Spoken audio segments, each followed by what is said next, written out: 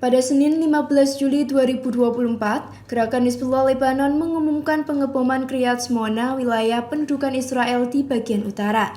Serangan Hizbullah itu menggunakan puluhan roket Falak dan Katyusha. Pasukan Hizbullah menyatakan bahwa serangan roket bergelombang itu sebagai balasan atas bombardemen Israel di kota Bin Jebel, Lebanon Selatan. IDF mengatakan sebagian besar roket serangan Hizbullah itu berhasil dijatuhkan menuju Kiryat Shmona. Mereka mendeteksi bahwa Hizbullah meluncurkan sekira 20 roket rudal dari Lebanon.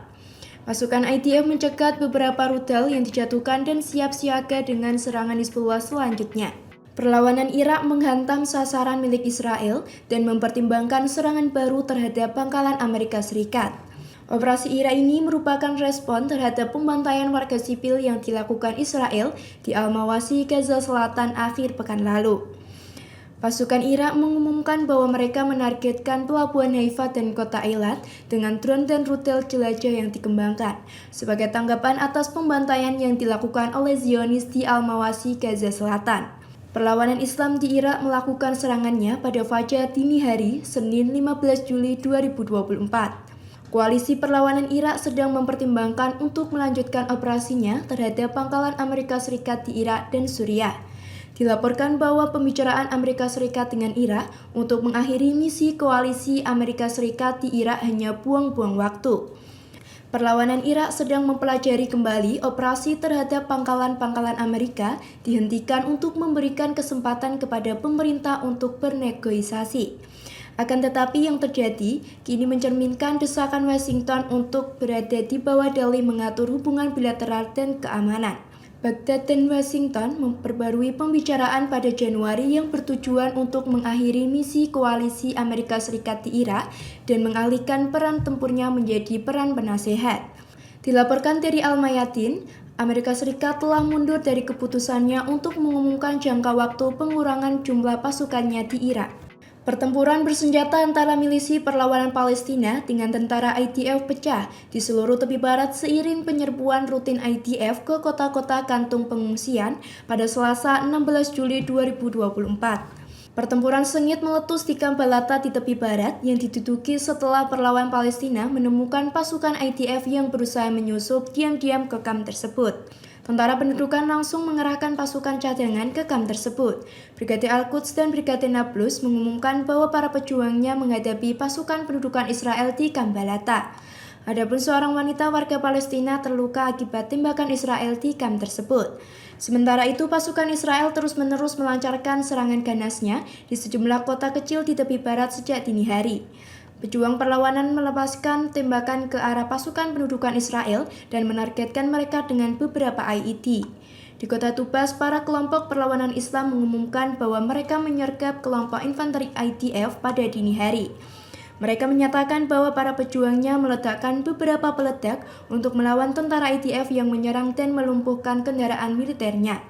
Selain itu, Brigade Al-Qassam di Tubas juga mengumumkan bahwa mereka menargetkan pasukan pendudukan yang ditempatkan di dalam kota. Angkatan bersenjata Yaman tengah melancarkan operasi khusus di Laut Merah dan Laut Mediterania.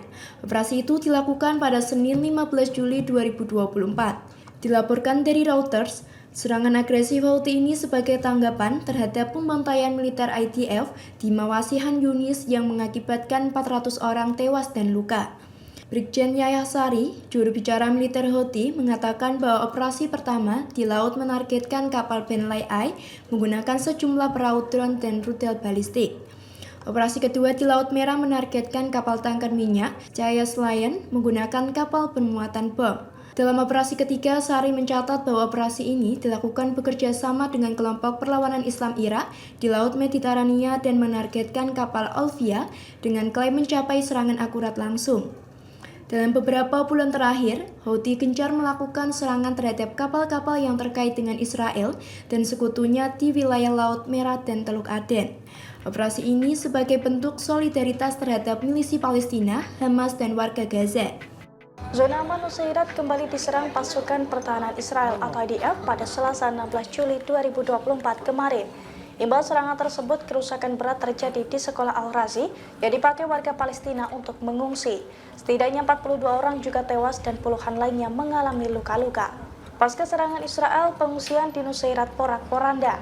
Bangunan yang sebelumnya diandalkan seusai rumah mereka diserang Israel pun kembali runtuh. Setelah pemboman tersebut, warga Palestina pun berupaya mengumpulkan barang-barang yang masih bisa dipakai.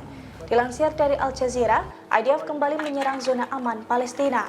Imbas serangan tersebut, sebanyak 42 orang dilaporkan tewas dan puluhan lainnya luka-luka. Diketahui serangan ini merupakan serangan ke-6 Israel terhadap sekolah yang dikelola oleh PBB untuk kamp pengungsian di Gaza selama 10 hari terakhir. Imbas pemboman tersebut, PBB mengatakan bahwa IDF telah menyerang hampir 70% sekolah mereka di Gaza sejak Oktober 2023 lalu. Pasukan pertahanan Israel merilis video pencegatan roket Hizbullah di wilayah Gunung Meron, Galilea Atas. Setidaknya Hizbullah meluncurkan 50 roket dalam serangan pada Selasa 16 Juli malam. Dalam video memperlihatkan Iron Dome Israel tidak mampu mencegat seluruh roket Hizbullah. Roket yang berhasil menembus Iron Dome disebut menghantam area terbuka dan memicu kebakaran.